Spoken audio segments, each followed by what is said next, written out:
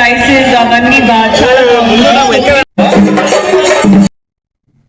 యాదాద్రి శ్రీ లక్ష్మీ నరసింహస్వామి వారి దేవస్థానంలో జరుగుతున్న బ్రహ్మోత్సవాల్లో భాగంగా 3వ రోజు స్వామివారు మత్స్యావతారంలో ఆలయ మాడవీధుల్లో భక్తులకు దర్శనమిచ్చారు. పురాణాల ప్రకారం సోమకాసురుడు వేదాలను అపహరించినప్పుడు లోకరక్షణార్థం శ్రీ మహావిష్ణువు మత్స్యావతారం దాల్చి వేదాలను రక్షించాడని పండితులు వివరించారు.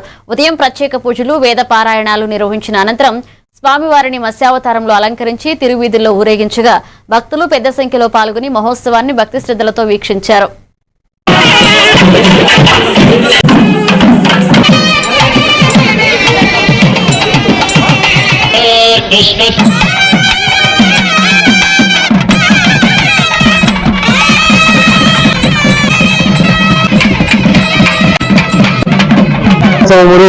శ్రీ పాంచరాత్ర ఆగమ శాస్త్రానుసారంగా నవాముత దీక్ష చేత ఏకకుండాత్మక బ్రహ్మోత్సవాలు నిర్వహించడం జరుగుతుంది.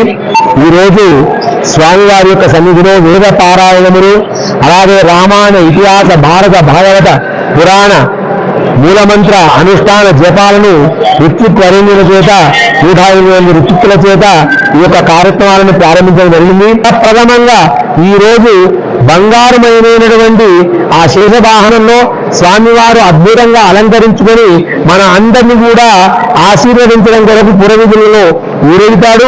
భక్తులందరూ కూడా ఆ శేషవాహనారుడు నరసింహస్వామిని దర్శించి తరించి స్వామి యొక్క అనుగ్రహానికి పాత్రలు